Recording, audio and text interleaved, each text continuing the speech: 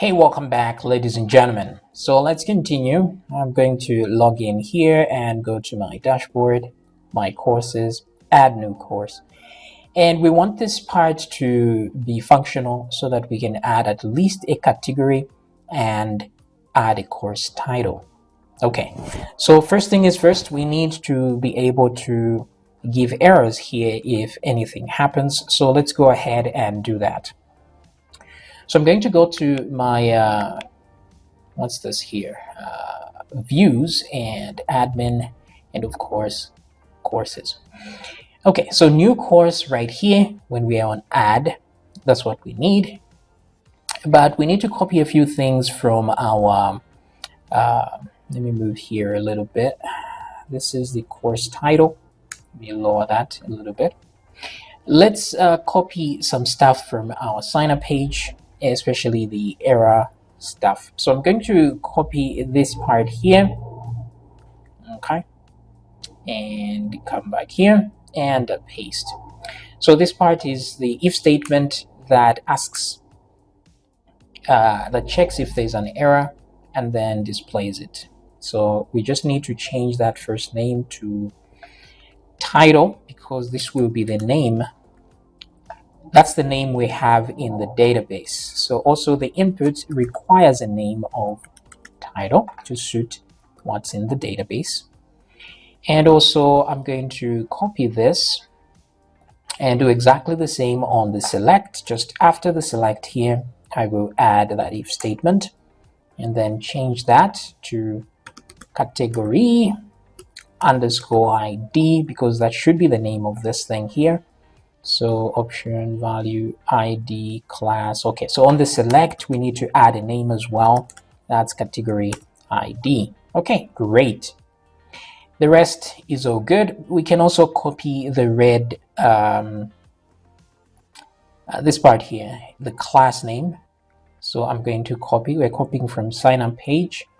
This is the part that highlights the control if it has an error. So we'll add this right in here in the class form control. I will paste there. It seems I copied an L as well. So I'll do the same thing on the select where it's form select in the class there. I will paste, remove that L I accidentally copied. And then I'll change this to title. Same thing here. I'm going to change that to category ID. And we are very good. Alrighty then. Cool. Okay, so now we have the potential to display errors. And with that in mind, let's go to the controller and see what that will give us. So admin controller, and we go to where it says courses. Where is courses here? It's right about here. So when we submit something, it should be here in the add section. So if action is equal to add, this is what we are doing, but then we also need to be able to submit. So I'll copy this if statement for the request method. So in here, I will just do that like so, and then close that up. I'll move these guys inward, obviously, like that. Okay, great. Okay, so if something was posted, this should be good. Now with the add, we don't need the row here because there will be no row. We are adding a new row. So with this, I just need to check if everything is good, and then we can submit. Now, most of this will look exactly like what's in the sign up controller, very close. So what we can do is just copy what's in the sign up controller. This part right here, user validate, instead of having to type. I guess this is just pure laziness. Let me copy here and paste there like this. Okay, you can type along if you want. Now, of course, we need this category. No, we have a category class here, but remember that what we are adding here is a course. So we need a course class as well. So here, I'm just going to duplicate this and change that to course. And then here, I'll do course as well. So this is the course class. If you want, you can name this appropriately by saying course underscore class so that you don't get confused. but this is fine for us right now. And I will copy this course. I assume we don't have that course class here yet in models, but we will create it shortly. So where there is user here, obviously we want to change that to course. Okay, so course validate. If everything is valid, then we are going to need a date, of course. We won't need a user role or anything like that. So let me just check to confirm what we need for courses here, for our courses table. What's very important here? Let's see. For now, we do need a date. We don't need no tags. So date is the one thing we need, and the category ID and the title. This is all we need, really. So category ID and title come with the post, so we just need the date there. So I'm going to remove this other password stuff, and this will insert the table. So here your course was successfully created. Good. So this is great. And then we have to redirect. Now this redirection goes to the admin page, of course. Let's put a slash there because we know it's going to need to go to courses. Wait a second. Let's go back here. This is courses/add, right? Now we want to edit the very course that we've just created. So what we will do is we will go to that particular course. So it will be courses/edit/ the ID of the course that we are editing. So that will be the link. So /edit/ an ID of some kind. So we have to create or generate that ID. So let's do that. You see, once we insert here, we have to be able to know what we've inserted. Oh, we forgot one thing here on the insert, and that thing is the user ID. That's very important. Otherwise, we won't know whose course this belongs to. So we need that user ID here. So let's add it to the post variable. I'm just going to say user ID. And here we'll get that from the auth class because that always gets us the role of the currently added user. So we'll use ID. The capitalization here doesn't matter. Keep that in mind because it always changes it to lowercase anyway. It's just for readability's sake. Okay, so auth get ID.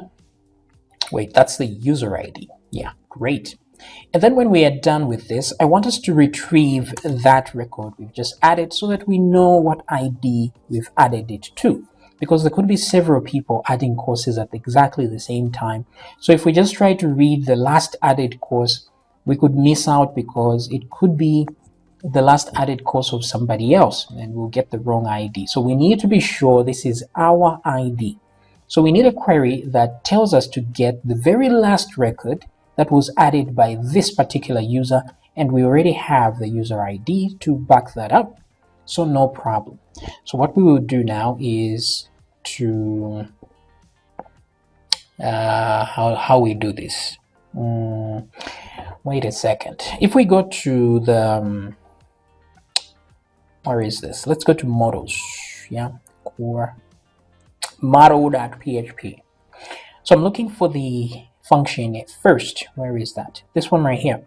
So I just want to know if it, okay, so it orders by ID descending and then limit 1. So which means it will get the very last record all the time. This is how this first, so instead of first, actually it gets the last record entered, but the very first, it will be the first record in this order because it's ordered by ID descending. Now we could just add an order thingy here and say order and then say descending like that, so that we can change it if we wanted to do the opposite and get the very first record. So order is equal to descending. This makes it optional, which means it won't break anything in our code. What we can do though is change that ID descending over there by putting order instead of that, so that if we decide to, we can change this to ascending and then it will order by ascending limit 1. So this is fine. It's just for future use, but it would have worked without changing anything here still. So what I'll do is I just want to get the first item. So I'm going to say, let's see here, row is equal to, and let's get course, and let's use the first function. And first just requires some data on what items you want to compare. In this case, I want to compare the user ID like that, and this user ID should be equal to the auth get thingy here. So that's my user ID. Now, instead of having to redo this, what I can do is I can just type user ID like this and then set it to that, so that instead of repeating myself here, I can just use that value. Okay, and put that here. It's much simpler to look at. Comma, yeah, we just want the last record with that user ID. Yeah, good. You can use other things like the date, because this date is set in time, so we can use that to equate the correct value, but I think user ID is okay in this case. It's enough. So the last record created by this user should be returned, and that's what we will go to edit. And one thing we should keep in mind as well, something I forgot here. We need one more column in here, and this column is published. So we should know whether this thing is published or not. So we may add other things like draft or published, or actually let's add 3 of them. We will delete what we don't need if we never use it. So let's add 3 more columns here. The first one is approved. Okay, so approved, we'll check whether this thing is approved or not. And we just want tiny int of 1, and we need a default value of 0 so that we know it's definitely not approved from the beginning. And if it's approved, there's also published. So published, this can be controlled by the user. The approval is controlled by the admin, but the user may want to unpublish their course if they don't want new people to enroll anymore. So published starts with 0 as well, and then let's go down to, what else did I want to add? Approved, published, and there was one more. I can't remember now. Oh my goodness. This is why it's good to write things down. Anyway, I'll add it later when I remember, so no problem. Let's add approved and published and save. Now these guys will be used in queries, so let's just add an index to each one of them. So index there and the index down here. So which means I'll need to copy this create query one more time for this guy. So that's always a pain in the butt. Let's go to courses, select, oops, not clicking on it, but just ticking on it, and show create table. So I want to copy the create query and copy, because now it has some new information. And let's go back to the core database.php and let's add this query right here. So it should be a little bit longer than the previous one. So let's move those things inward like that. Okay, goody. So what I want is a course, the last course created by the user. Okay, good. And maybe we can check if it's published or not. The publishing should be at 0. So let's just do this and say published should be equal to 0. Okay, so both these must be true for me to get that row. But it's possible I may not find this row, right? So we'll just see your course was created successfully. This is fine. However, I'll just say if row, because I need to be sure that the row is there before I try to redirect to it. Otherwise, we may have a problem. So if row, then we redirect to that. If it's not there for some reason, we couldn't find it, let's just redirect to all courses. Then you can always click edit on the new course if for some reason we couldn't see it. So here I'm just going to put row and ID like that, so that we go to that particular ID. Okay, pretty good. All right, so we are done with this. User ID, insert, redirect, great. But what about the errors, right? So let's go back to sign up because we had a similar system. This is what happens. So we copy this and let's come back to admin. So if things were posted, this is where the if statement ends, and we don't redirect, it just means things didn't go well with the validate. Let's put that there. So data errors is equal to that. Then we will have some errors.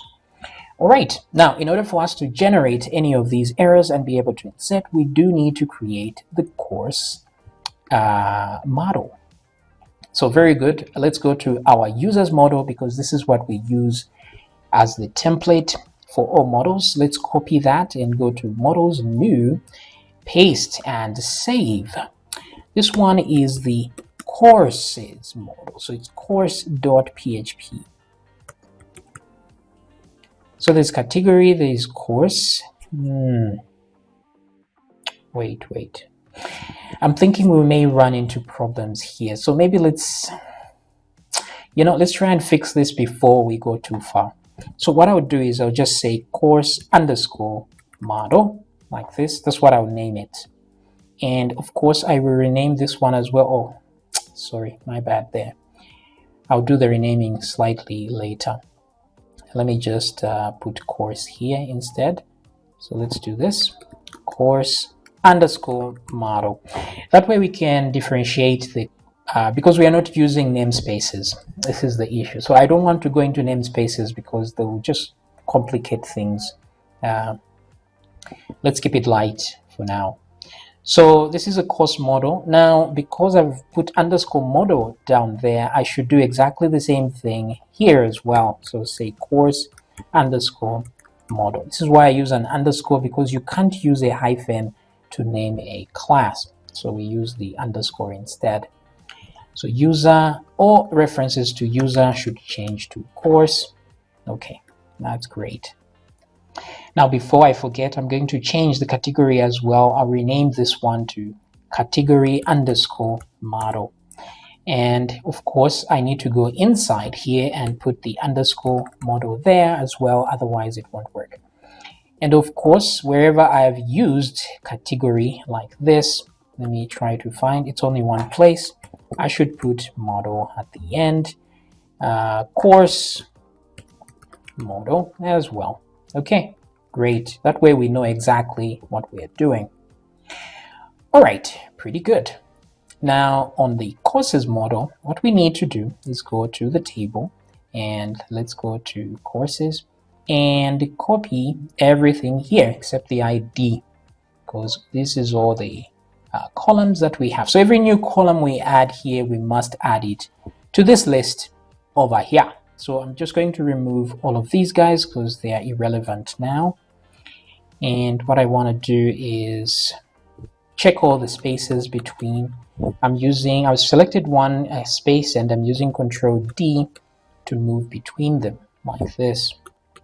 Control D, like that. Then what I would do is I'll put a quote, a single quote, and put a comma and press enter like this. Okay, great. Let me do that to the first one as well. And then and the last one here and a comma and save like that. Good. So all the columns have been accounted for, which is nice. Let's look at validation now. And the real thing we need to validate here, we can have two validations different, one for the add and one for the edit, because keep in mind that when we are adding a new course, we only have two fields. But when we are editing the course, we're going to have much more to work with. And so we can create a second function to validate the edit process. So for this now, we just need two validations. And so I'm just going to make sure I remove everything else up to here. Don't remove the if statement with the errors down there. Oh, and we do have an edit validate here, which is nice. We can use that later. So everything remains the same. It's just that here we just need to change the to title, and here we just need to change to category ID, like that. Okay, so if it's empty, we say a category is required. Okay, so category is required. Category should be numeric, but it doesn't matter because the column itself is int, so everything will be turned to int at the end of the day. So let's just remove all of that. We just need to check if it's empty or not. That's good enough. And for the title, if it's empty, a course title is required. So a course title is required. Course title can only have letters without spaces. Now, this is not true. Can only have letters. Let's put a comma here, spaces, and I don't know. Let's put and here. Then let's put some characters in there. Maybe we can have letters, spaces, hyphen, underscore, and so you can choose the characters that you really want to add here. It doesn't matter. So first of all, let's put a space there to make sure that we are allowed to put spaces in this title. And then we put these guys, but let's escape them like this, just to make sure they're not taken as special characters. So just add as many characters as you want to allow in the title here. Just knock yourself out. Okay, great. Now that we have this, we are good to go. This should work just fine. We'll edit this, edit validate a bit later. So back here, and let's try this out. Yeah, let's not do anything. Let's just click save. And the problem is I am seeing my content in there, which means I'm using a get method instead of post. So what we need to do is go to the form in the courses view. Where is the form? And we need to give it a method of post. Okay, that should solve our little problem here. So back, new courses, new course, and let's click save. Oopsie daisy. Okay, so we have that error. Let's view the page source to see the error itself. Undefined variable user on line 63. Okay, so I may have forgotten something here. Where is 63? Right there. Okay, so this one should be course instead of user because that's our name there. Let's close that. Let's redo what we just did. Resend. Okay, things are working well. A course title is required. A category is required. Let's select a category here. Let's just say IT and software. Let's save. And as you can see, a course title is required. Okay, my test course. Let's see that. My test course, and let us save. Wait a second. Oh, things are not turning back here. Sorry, my bad. Let's I forgot that part completely. Okay, so we need a value on the input here. So same thing here. Let's do that real quick. I'm going to put set value like we did in the in the sign up process, and this set value will be equal to title so that we keep whatever we put there. Here it's going to be a bit different. Wait a second. I'm running out of time here. The set value, there should be another one saying set. Oh, so it's not there, right? Okay, we may have to do this in a second video. Set value here gives us the original value from the post variable, but this won't work for a select like this one, a drop down, because this doesn't return a value. It just says selected for the item that's selected. So we need a different function instead of set value to do that for us. Because right now, if you notice, if I refresh and resend, oh, sorry about that. This added a bracket there for no reason. Let me refresh.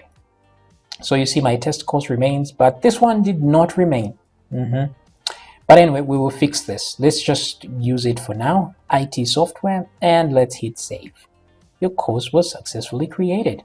Nice. So now we're on the edit section, which is nice. Very nice. So it was supposed to show us something more, which we will create in the next video.